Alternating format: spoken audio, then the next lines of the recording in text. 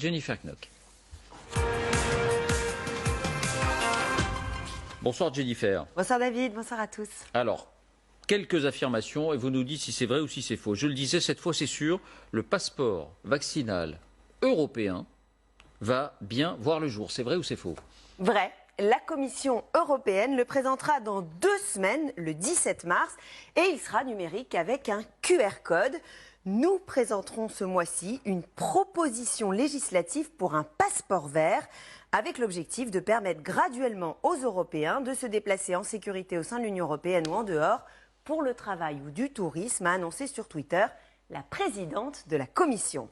Ce passeport vert aura donc le même nom que le passeport israélien. Depuis 10 jours, toutes les personnes vaccinées l'ont imprimé ou chargé sur leur téléphone portable. Et ce passeport numérique permet de rentrer dans les restaurants, les centres commerciaux, les salles de sport, bref, de revenir à une vie normale. Alors pourquoi, en Europe, ce qui paraissait impossible hier est devenu possible aujourd'hui ? Eh bien par pragmatisme. La crise dure, des variants sont apparus, les pays ne peuvent plus réagir en ordre dispersé. On sait que la Grèce était le grand promoteur de ce projet, comme les pays du Sud, les pays nordiques, le Danemark, l'Autriche, qui étaient très favorables à ce passeport vert pour sauver le tourisme. D'autres, comme l'Allemagne, étaient plus réticents. Maintenant, il y a consensus.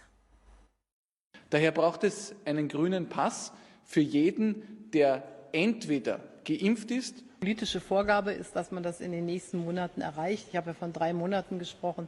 Und deshalb glaube ich, dass auch alle Mitgliedstaaten der Europäischen Union daran arbeiten.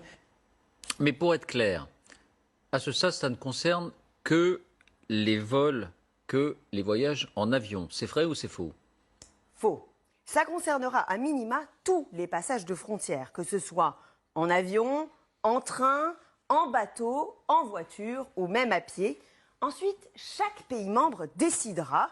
Plusieurs d'entre eux ont déjà signifié qu'ils comptaient étendre son utilisation à tout le reste. Ce sera donc peut-être ce passeport qui permettra aux touristes allemands en voyage en Grèce d'aller à la plage ou au restaurant. Chaque pays fera ses choix. Ouais, c'est vrai qu'on voit mal à partir du moment où la logique est adoptée, on voit mal que ça ne s'étende pas à tous les secteurs de la vie d'avant, entre guillemets. Troisième affirmation, ce passeport sanitaire ne sera utile que pour les personnes vaccinées. C'est vrai ou c'est faux?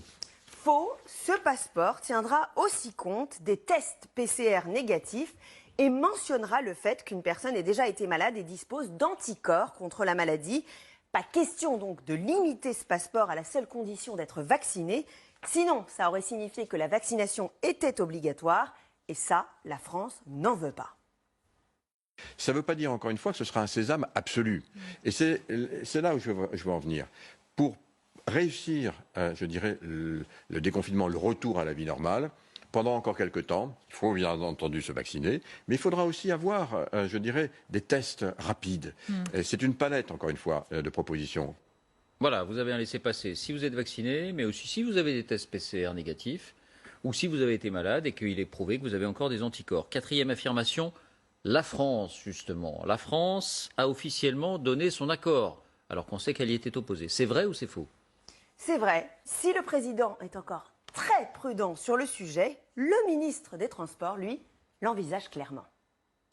Nous allons mettre en place une organisation à travers ce que j'appellerais un pass sanitaire. C'est-à-dire on va demander à ce que d'abord les gens s'enregistrent pour faciliter, vous savez, le système d'alerte. C'est-à-dire que si quelqu'un est venu à un tel événement dans un lieu public, qu'il puisse s'être enregistré avec un code. La France, par exemple, pour les Outre-mer, mettra en place un pass sanitaire. Ça consistera à avoir une application dans laquelle vous pouvez rentrer vos tests PCR négatifs, les attestations de non-symptômes, bref, tous les documents de voyage, le cas échéant, le certificat de vaccination.